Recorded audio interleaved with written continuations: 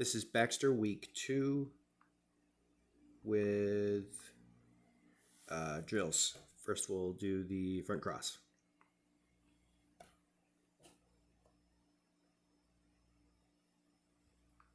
Okay, so when Baxter comes out of the tunnel, come on. All right. When Baxter comes out of this tunnel,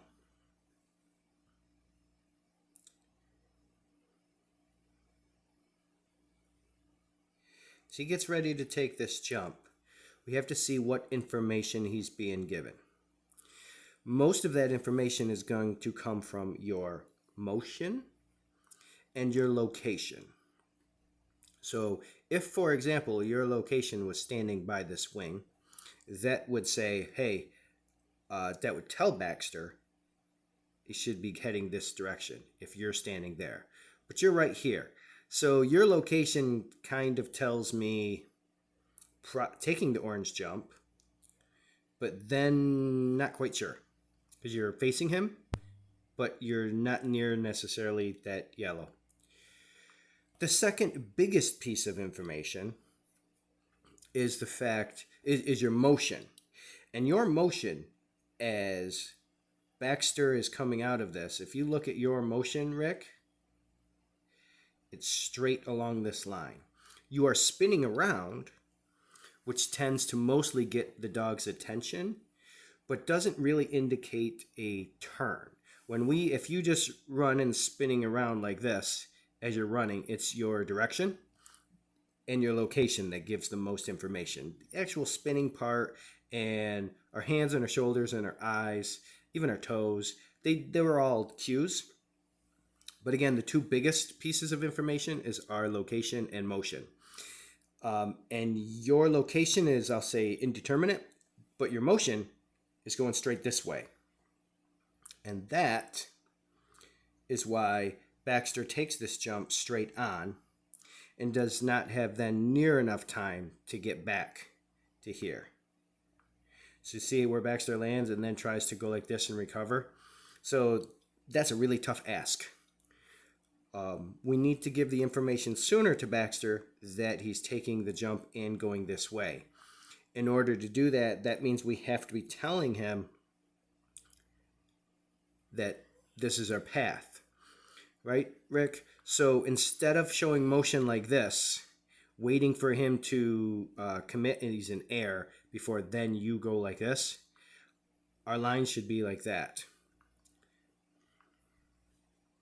That would give him more information in time. And let's see, now, see, kind of the same thing. You turn and start going this way, but that's after Baxter's already in air, and that's why Baxter's heads come up, his feet comes down, and he drops that bar, because he gets the information a teeny bit sooner than the first attempt, but still not soon enough to do that jump. So let's see, with Helen, we have very similar. Straight, but she does get there a little sooner and then starts going this direction. See, that's the angle, and what we want is be showing motion in that direction on that front cross line as Baxter is getting ready to take the wingless jump, not after he takes the jump. Also in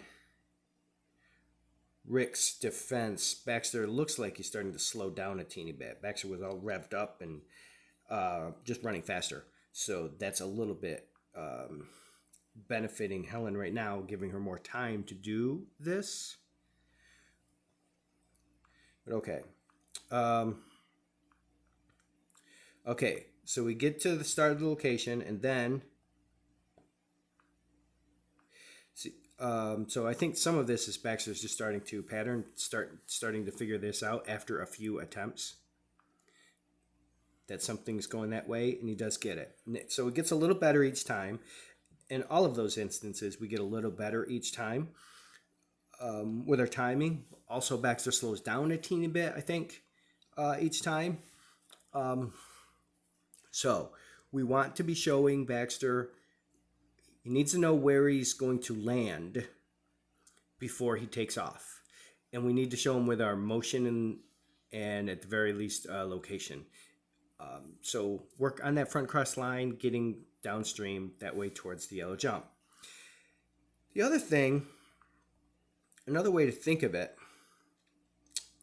is it's a bit of a balancing act. Now the spacing between these two jumps is pretty tight. That's a pretty tough ask anyway. That's kind of tight spacing. I'm not saying that you set it up wrong. Quite possibly, probably the map and how I had it set up. But that makes it pretty tight. Just means it's even more important that we're really showing him he needs to be going this way, because he can't go this and then has to go back to there. If these two jumps, the orange jump and the yellow jump, had a little more distance, it'd be a little easier. Okay, so it's a bit of a balancing act between supporting this jump and getting downstream, right? It's a balancing act.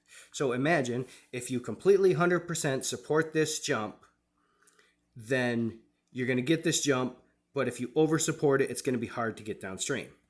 On the opposite end of that spectrum, if you are really trying to get downstream and you don't support the orange jump enough, then Baxter might not take it and go this way, right? So that's the difference between Baxter definitely taking the jump, but then not making the next jump, versus missing the orange jump and going this way because you're already downstream and you don't support it enough. So we just watched 5 different iterations of this exercise, 5 different attempts.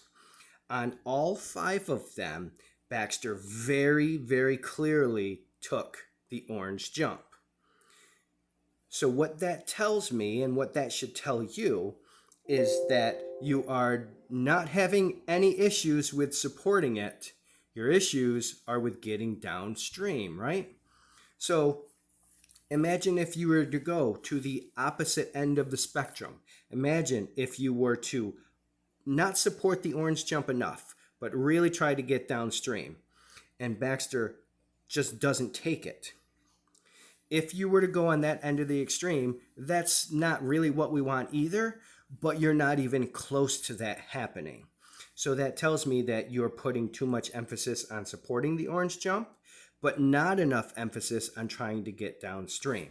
So if this occurs in the future and you're in a situation where just boom, every time you're getting this, try to go too far in the other direction. Just trust that Baxter's going to take that jump. Trust that he's going to take it. Support the jump as best you can, but really make sure you get downstream. And worst case scenario, he doesn't take the orange jump and comes off there, then okay, then you went a little too far. Now we know where we're at and we can try to shift back to the middle. But right now at this point, we don't know where the middle is. We don't even know where that point is, because every attempt, 5 out of 5, you've over supported the orange and not gotten downstream enough. So that's just a slightly different way to think about it, but I think could maybe help you in the future. Good job with this. Each time you do get a little bit better though. Good job.